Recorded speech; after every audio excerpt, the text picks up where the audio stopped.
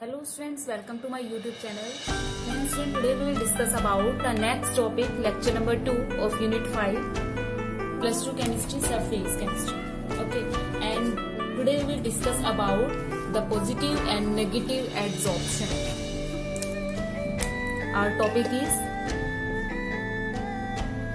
positive and negative adsorption. Before starting video, please like and subscribe my channel.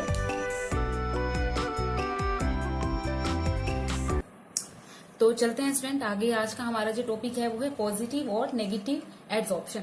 तो student मैंने आपको पिछली video में क्या बताया था कि एड्सॉर्प्शन क्या होता है, तो एक बार मैं आपको रिमाइंड करवा देती हूँ। जो आपका एब्जॉर्प्शन होता है, एब्जॉर्प्शन ये क्या होता है, आपका बल्क फिनोमिना होता है स्टूडेंट्स। ठीक है, बल्क फिनोमिना यानी अंदर तक जो है मॉलिक्यूल्स जो है उसके घुस जाते हैं। और एड्सॉर्प्शन क्या होता है स्टूडेंट, ये सरफेस फिनोमिना होता है। ठीक है, जो ऊपर ऊपर रहता है। ठीक है, अंदर तक घुसता नहीं है, सिर्फ ऊपर ऊपर रहता है। ठीक है, तो ये हमने कल पढ़ा था, पिछली वीडियो में पढ़ा था एड्सॉर्प्शन और एब्जॉर्प्शन के बारे में। तो आज हमें पढ़ना है कि एक्चुअल में पॉजिटिव और नेगेटिव डेविएशन जो होती है वो क्या होती है एड्सॉर्प्शन की।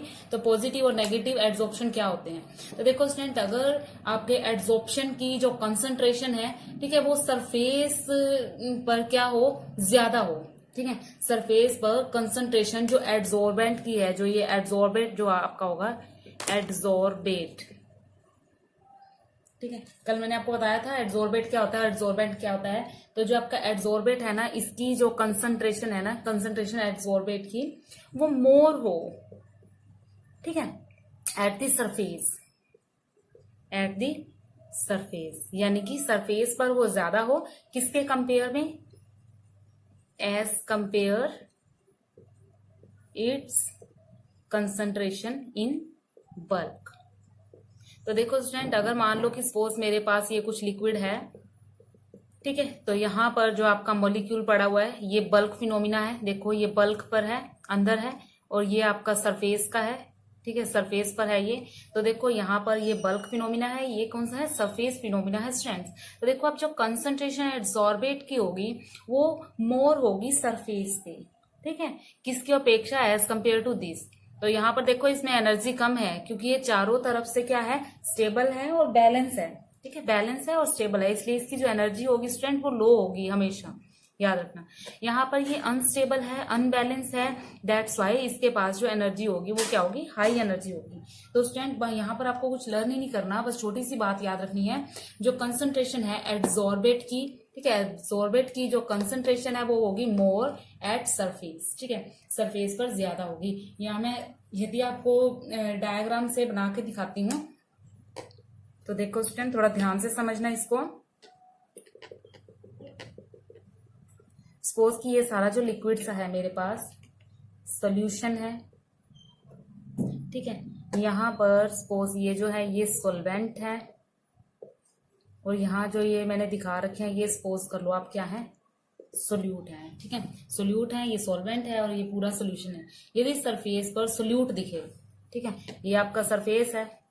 ठीक है, यदि सरफेस पे सिर्फ और सिर्फ आपके सोल्यूट पार्टिकल दिखे, ठीक है, सिर्फ क्या दिखे, सोल्यूट पार्टिकल, तो वो पॉजिटिव डेविएशन है, यानी कि पॉजिटिव एड्सॉर्प्शन है। यदि आपको सरफेस पे सिर्फ सॉल्वेंट के पार्टिकल दिखे, यानी कि ये वाले पार्टिकल दिखे, ये देखो ये, ठीक है, तो आपका क्या है, वो नेगेटिव है। ठीक है, नेगेटिव एड्सॉर्प्शन है, यानी कि जिसकी क्वांटिटी ज्यादा सरफेस पर आएगी, ठीक है, वो आपके पॉजिटिव डेविएशन शो करेंगे। ठीक है, देखो मैंने आपको अभी बताया भी है, ये देखो यहाँ पे जो सरफेस पे होगा वो हाई एनर्जी लेगा, है ना, तो हाई एनर्जी होने के कारण वो पॉजिटिव एड्सॉर्प्शन होगा। ठीक है, लो एनर्जी होने के कारण वो कैसा डेविएशन देगा, वो नेगेटिव एड्सॉर्प्शन होगा। ठीक है, तो ये इतनी सी कहानी थी बस स्टूडेंट्स, और कुछ है ही नहीं इसके अंदर। तो मेरे साथ इसकी डेफिनेशन नोट करेंगे यदि आपको समझ आ गया है। बस क्या है, एक बार दोबारा बता देती हूँ, सोल्यूट जो ज्यादा एड्सॉर्ब होगा सरफेस पर तो वो पॉजिटिव होगा। ठीक है, और जो नहीं होगा वो, तो आई होप आपको पता लग गया होगा ये। तो फिर भी मैं आपको एक बार दोबारा से बना के दिखाने की कोशिश करती हूँ, बड़े ध्यान से समझना स्टूडेंट्स। देखो यहाँ मेरे पास ये सोल्यूशन है, ठीक है, तो यहाँ पर ये जो है ब्लू कलर के, ये सपोज कर लो सोल्यूट के पार्टिकल हैं। ठीक है, और जो यहाँ पर स्टूडेंट्स ये रेड कलर के पार्टिकल्स हैं, ये रेड वाले, ये क्या है, सोलवेंट के पार्टिकल हैं। ठीक है, इस हिसाब से समझाते हैं। वैसे तो ये एड्सोर्बेट और एड्सोर्बेंट है, ठीक है, लेकिन मैं आपको सोल्यूट और सोलवेंट से इसलिए समझा रही हूँ ताकि आपको अच्छे से याद रहे। ठीक है, तो देखो यहाँ पर सोल्यूट का कुछ मतलब नहीं है, सोलवेंट का कुछ मतलब नहीं है, ये सिर्फ एड्सोर्बेट और एड्सोर्बेंट है। ठीक है, जो मैंने आपको पिछली वीडियो में बताया था। तो देखो यदि आपके स्टूडेंट सरफेस यानी यहाँ पर ये रेड कलर के पार्टिकल्स दिखे आपको, ठीक है, यानी कि सोलवेंट के, यानी एड्सोर्बेंट के, ठीक है, तो इस तरह के पार्टिकल्स जैसे ही आपको दिखेंगे, ठीक है, यानी कि सोलवेंट के पार्टिकल दिखेंगे तो वो आपके नेगेटिव डेविएशन देंगे। स्टूडेंट आप ये चीज ध्यान दे लो, आप एग्जाम में बैठे होगे, आपको एड्सोर्बेंट का कॉन्सेप्ट नहीं पता लगेगा, तो आप उस टाइम थोड़ी सी आइज क्लोज करना, आपके पास सामने यही सारी पिक्चर जो आपके माइंड में आएगी, तो आपको 1 मिनट में पता लग जाएगा कि कौन सा पॉजिटिव और कौन सा नेगेटिव। लेकिन अगर ब्लू कलर वाले ये, ठीक है, ये सरफेस पे आ जाए, सरफेस के ऊपर ये आ जाएं, तो ये शो करेंगे आपके पॉजिटिव एड्सॉर्प्शन। था कुछ इसमें? कुछ भी नहीं है। ठीक है, तो देखो मेरा जस्ट सिंपली मैं ये कहूंगी कि सोल्यूट ज्यादा जो एड्सॉर्ब होंगे सरफेस पे तो वो आपके पॉजिटिव हैं, अगर कम होंगे तो वो आपके नेगेटिव हैं, और कुछ है ही नहीं। ठीक है, तो ये पॉजिटिव और नेगेटिव एड्सॉर्प्शन हो गया स्टूडेंट्स। ठीक है, तो अब मैं आपको इनका रीजन तो बताऊंगी, मैं एड्सॉर्प्शन का रीजन क्या है, लेकिन उससे पहले मैं इसके डेफिनेशंस जो है आपको दे देती हूँ ताकि आप उनकी डेफिनेशन लर्न करो। मैंने आपको पिछली वीडियो में भी बताया था कि ये जो सारी यूनिट है हमारी, इसके अंदर थ्योरी पार्ट ज्यादा है। तो देखो स्टूडेंट, पॉजिटिव डेविएशन क्या होंगे? If the concentration of adsorption is more at the surface as compared to its concentration in bulk phase is called positive adsorption, or if the concentration of adsorbate is less in surface layer than its bulk phase is called negative deviation। ठीक है, तो इसका screenshot ले लो। ठीक है student, तो अब हम पढ़ेंगे कि एड्सॉर्प्शन का रीजन क्या है। ठीक है, what is reason of adsorption. ठीक है, एड्सॉर्प्शन का रीजन क्या है? तो देखो स्टूडेंट, ये भी मैं आपको एक डायग्राम से समझा रही हूँ, बड़े इजीली आप समझ पाओगे डायग्राम से। तो देखो स्टूडेंट, बीकर भी टेढ़ा मेढ़ा बन गया मेरा। तो देखो स्टूडेंट्स, ये हमारे पास सपोज कर लेती हूँ मैं, इसके अंदर यहाँ पर मेरे ये सोल्यूशन हटा देती हूँ। आपको पता है इसके अंदर सोल्यूशन है, एक तो यहाँ पर है ये और एक है यहाँ पर। ध्यान से देखना स्टूडेंट, ये तो है लिक्विड के अंदर, ठीक है, लिक्विड के अंदर है, यानी कहाँ पे है? बल्क पर है। बल्क यानी पानी के बिल्कुल अंदर चला गया। ये है सरफेस के ऊपर, ठीक है, कहाँ पे है ये? सरफेस पे। अब देखो स्टूडेंट, जो ये बल्क वाला है इसके ऊपर चारों तरफ से फोर्स अप्लाई हो रहा है, 1 2 3 4, चारों तरफ से जो है इसके ऊपर फोर्स अप्लाई हो रहा है। लेकिन सरफेस वाले के ऊपर क्या हो रहा है? सिर्फ 1 2 3 तरफ से जो है फोर्स अप्लाई हो रहा है। ठीक है, जो मॉलिक्यूल प्रेजेंट है बल्क पर, तो यहां पर मैं लिख भी देती हूं, the molecules present in the bulk is liquid. ठीक है, जो ये मॉलिक्यूल है ना बल्क के ऊपर प्रेजेंट है, ये लिक्विड है। किस तरह का है? नंबर 1 बैलेंस है ये। ठीक है, बैलेंस तो है ही है, देखो चारों तरफ से ये बैलेंस है। बैलेंस होने के साथ साथ ये स्टेबल है। क्या है ये? स्टेबल है। और तीसरी बात जो इसके लिए हम देखते हैं ये है, मैंने आपको पहले भी बताया था अभी 2 सेकंड पहले, कि ये बल्क पर है, चारों तरफ से बैलेंस है, स्टेबल है। दैट्स वाई इसकी जो एनर्जी होगी वो क्या होगी स्टूडेंट्स? लेस। तो ये लेस एनर्जी देगा। ठीक है, इन अदर ऑर्डर जो बैलेंस और अनबैलेंस की बात करते हैं सरफेस मॉलिक्यूल की, तो इस वाले की बात करते हैं। ठीक है, तो अगर हम बात करते हैं इस वाले की, तो यहीं पे लिख देती हूँ student, the molecule present in the bulk, और बी पार्ट है सरफेस। ठीक है, देखो द मॉलिक्यूल प्रेजेंट इन, किस किस में प्रेजेंट है? अगर तो बल्क पे प्रेजेंट है तो लिक्विड कैसा है? बैलेंस है, स्टेबल है, और क्या है? Less energy. लेकिन अगर सरफेस की बात करते हैं तो ये अनबैलेंस है। ठीक है, और सेकंड ये अनस्टेबल है, स्टेबल नहीं है स्टूडेंट, ये अनस्टेबल है। तीसरी बात, इसके पास एनर्जी कैसी है? हाई एनर्जी है स्टूडेंट्स। ठीक है, एनर्जी हाई है, फिलहाल मुझे यहां तक पता है। ठीक है, अगर स्टूडेंट्स इसको बैलेंस होने की चाह है तो कोई अदर मॉलिक्यूल बाहर से आएगा लिक्विड पे, तो क्या होगा, वो यहां पर आने की कोशिश करेगा। तो जो ये लिक्विड है ना, ये ऊपर से गिरा हुआ नहीं है, तो इसलिए इसको अपनी तरफ अट्रैक्ट कर लेगा। ठीक है, और यहाँ पे खुद को बल्क में घुसाने की कोशिश करेगा। ठीक है, तो इस केस में क्या होगा, जो बैलेंस और अनबैलेंस फोर्स है सरफेस मॉलिक्यूल का, वहां से जो यहाँ से जो एनर्जी रिलीज होगी वो दूसरे मॉलिक्यूल को सरफेस वाला अपनी तरफ खींचने के लिए यूज करेगा। जो यहाँ से इसकी जो एनर्जी रिलीज होगी, हाई एनर्जी तो हाई है इसकी। ठीक है, तो जो एनर्जी रिलीज होगी जब दूसरा मॉलिक्यूल है इसको सरफेस को अपनी तरफ खींचने की कोशिश करेगा, उस केस में यहां पर क्या होगी, एनर्जी लगेगी। ठीक है, सपोज इसने एनर्जी लगाई और इसको अपनी तरफ खींच लिया, अब क्या हुआ, ये भी बल्क बन गया, ये भी स्टेबल हो गया।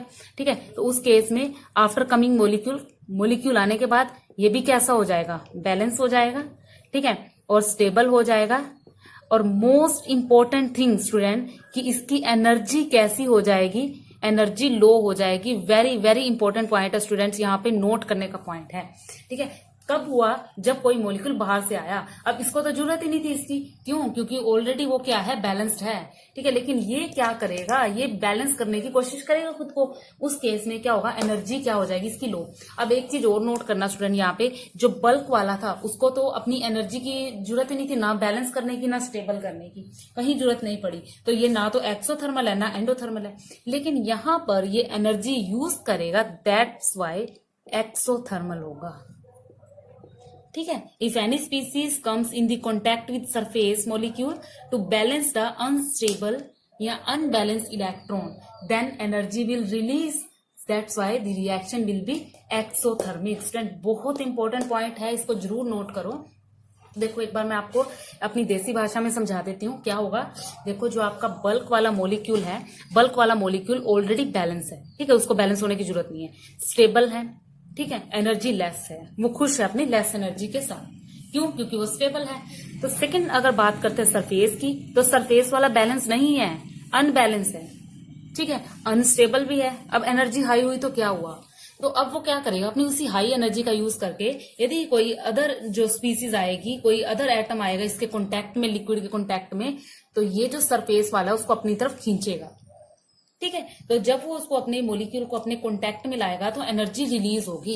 ठीक है, तो जो एनर्जी रिलीज होगी that is your exothermic reaction या एक्सोथर्मिक एनर्जी। ठीक है, तो ये स्टूडेंट आज का आपका पॉजिटिव और नेगेटिव डेविएशन था। ठीक है, तो अब मैं डिफरेंस की बात कर लेती हूँ कि दोनों के अंदर डिफरेंस क्या है। ठीक है, तो एक डिफरेंस को मैं आपको बताती हूँ। तो आप आपको स्क्रीन पे दिखा रही हूँ मैं एनिमेटेड के द्वारा कि इन दोनों के अंदर डिफरेंस क्या है स्टूडेंट। ठीक है, उससे पहले एक डेफिनेशन और बता देती हूँ मैं आपको। तो स्टूडेंट इसकी एक डेफिनेशन बताऊंगी मैं आपको सोप्शन की। कभी आपने दुपट्टे को कलर करवाया है स्टूडेंट्स, दुपट्टे को कलर करवाया हो या किसी कपड़े पे डाई करवाई हो, तो आप क्या देख रहे हो, सपोज ये कपड़ा है कोई, ठीक है, व्हाइट कलर का कपड़ा था ये, ठीक है, और ड्राई भी है साथ में, सूखा हुआ है। ठीक है, तो कलर वाला क्या करेगा, इसको कलर करने की कोशिश करेगा। व्हाइट को सपोज उसने रेड कलर देना है। ठीक है, रेड कलर करने के लिए वो क्या करेगा, इसको रेड कलर के सोल्यूशन में डिप करेगा ना स्टूडेंट। तो वो सोल्यूशन में डिप करेगा जिसके अंदर रेड कलर की डाई है। किस किस चीज का मिक्सचर है, इसके अंदर वाटर भी है और इसके अंदर डाई भी है। तो स्टूडेंट ये व्हाइट कपड़े को जो ड्राई है इसके अंदर डिप करेगा और क्या करेगा, इसके अंदर इसको डिप करके रखेगा। और डिप करने के बाद जब इसको बाहर निकाल लेगा उसको, तो वो देखेगा कि कलर के अंदर कुछ चेंजेस हैं, कपड़े के अंदर कुछ चेंजेस हैं। तो अब ये कपड़ा क्या हो गया, एक तो ये पहले ड्राई था, अब क्या हो गया, ये वेट हो गया। दूसरा क्या हो गया, ये कलर्ड हो गया। ठीक है, तो अब देखो स्टूडेंट, दो इसके अंदर क्वालिटीज देखी हमने। पहले ये ड्राई था, ठीक है, जैसे इसको कलर किया तो ये वेट भी हो गया और कलर्ड भी हो गया। इससे आप क्या समझे हो स्टूडेंट, कुछ समझ आया? इस फिनोमिना को सोप्शन कहते हैं। जो बच्चा समझ गया होगा उसको पता लग गया होगा सोप्शन क्या है, लेकिन जो नहीं समझे वो टेंशन मत लो, मैं बता रही हूँ आपको। देखो स्टूडेंट, जैसे ही वो वेट हुआ, वेट यानी वो गीला हो गया, ऐसा तो नहीं कि वो जिंदगी भर ही वेट रहेगा, नहीं है ना। अगर वो 5 मिनट 10 मिनट उसको धूप में डालेंगे या फिर पंखे के नीचे रखेंगे तो वो फिर से क्या हो जाएगा, ड्राई। यानी कि क्या बात हुई, जैसे मान लो कि मैंने यहाँ लाइन ड्रॉ की और कुछ सेकंड के बाद इसको मैंने हटा दिया, ये हट गई। सेम एज इट इज, अब अगर ये अभी वेट है तो 5 मिनट बाद ये ड्राई हो जाएगा। तो ये इस तरह का फिनोमिना क्या कहलाता है स्टूडेंट, कल बताया था मैंने आपको, ये जो फिनोमिना सरफेस के ऊपर ही रहता है, एडजॉर्प्शन, है ना। लेकिन स्टूडेंट अगर बात करेंगे कलर की, तो पहले ये व्हाइट था, बाद में ये रेड कलर का हो चुका है। अब ये तो नहीं कि इसका कलर अभी उतर जाएगा, नो, ये नेवर, कभी नहीं उतरेगा, क्योंकि इसके ऊपर वो कलर हो चुका है, पक्के वाली डाई हो चुकी है, तो वो उसके अंदर एब्जॉर्ब कर लिया, व्हाइट ने रेड कलर को अपने अंदर एब्जॉर्ब कर लिया, तो इसको क्या कहते हैं स्टूडेंट हम, एब्जॉर्प्शन। अब देखो व्हाइट कपड़ा था, सूखा कपड़ा था, वो गीला भी हो गया और रेड भी हो गया, ठीक है, रेड कलर कभी नहीं जाएगा, लेकिन अगर वो गीला है तो वो सूख जाएगा। अब यहाँ पे दोनों प्रोसेस लग रहे हैं स्टूडेंट, एब्जॉर्प्शन भी और एब्जॉर्प्शन भी, ठीक है। एब्जॉर्प्शन इसलिए है क्योंकि अभी गीला है तो सूख जाएगा, सरफेस पे ही है, पानी जो उसकी पानी की सतह है, देखो इसके अंदर उसने क्या डाला था, वाटर डाला था और डाई डाली थी। वाटर तो थोड़ी देर के लिए है, थोड़ी देर में जब वाटर का डिहाइड्रेशन होएगा उड़ जाएगा सारा पानी, लेकिन जो डाई है स्टूडेंट वो डाई परमानेंट रहेगी, ठीक है, यानी कि वो उसके अंदर एब्जॉर्ब हो गई, कपड़े के अंदर एब्जॉर्ब हो गई, तो वो एब्जॉर्प्शन हुआ। लेकिन वाटर जो है वो उसके सरफेस पे ही है, कुछ देर में वो सूख जाएगा। तो देखो स्टूडेंट यहाँ पर दो दो प्रोसेस इसके ऊपर लग गए, तो उसको बोलते हैं सॉर्प्शन, ठीक है। सॉर्प्शन के अंदर क्या होता है, एडसॉर्प्शन प्लस एब्जॉर्प्शन, ठीक है, where adsorption and absorption both take place is called sorption, ठीक है। फॉर एग्जाम्पल, सबसे अच्छा एग्जाम्पल है इसका डाइंग ऑफ फैब्रिक, किसी कपड़े को डाई करना। तो आई होप स्टूडेंट आपको ये समझ आ गया होगा। तो आइए देखते हैं, डिफरेंस की तरफ चलते हैं, उससे पहले इसका स्क्रीनशॉट ले लो। तो ये डेफिनेशन है स्टूडेंट, इस डेफिनेशन का आप स्क्रीनशॉट ले लो। Where adsorption and absorption both take place is called sorption, example dyeing of fabric, ठीक है। तो अब हम पढ़ते हैं student difference between absorption absorption में, और उसके बाद नेक्स्ट वीडियो में हम पढ़ेंगे स्टूडेंट नेक्स्ट टॉपिक कि टाइप ऑफ एब्जॉर्प्शन कितना क्या होता है, ठीक है, कितनी टाइप का जो एब्जॉर्प्शन होता है। तो देखो स्टूडेंट यहाँ पे हम डिफरेंस पढ़ रहे हैं एब्जॉर्प्शन और एब्जॉर्प्शन में। तो फर्स्ट पॉइंट है स्टूडेंट एब्जॉर्प्शन का कि ये बल्क फिनोमिना है। तो मैंने अभी आपको दिखाया है कि ये जैसे अंदर चला जाता है, बिल्कुल ठीक है, तो बल्क फिनोमिना है। जबकि एब्जॉर्प्शन में क्या होता है, मॉलिक्यूल सरफेस पे ही रहता है, तो ये सरफेस फिनोमिना है। नेक्स्ट पॉइंट है यूनिफॉर्म डिस्ट्रीब्यूशन। जो एब्जॉर्प्शन है, अगर देखो स्पंज को पानी में डुबोया आपने, तो स्पंज वो चारों तरफ से एक जैसी गीली होगी, ये नहीं है कि एक साइड से कम गीली हुई, एक साइड से ज्यादा गीली हुई, ठीक है। तो यानी कि इसकी जो डिस्ट्रीब्यूशन है वो क्या है स्टूडेंट्स, वो यूनिफॉर्म। नेक्स्ट है स्टूडेंट जो आपका एब्जॉर्प्शन है वो क्या होगा, नॉन यूनिफॉर्म डिस्ट्रीब्यूशन होगी, ठीक है। या जहां पर आप कलर लगाओगे, यहाँ सरफेस पे है, एक साइड पे कलर किया तो वहीं तक वो सीमित रह जाएगा, पूरे सरफेस पे वो नहीं फैलेगा।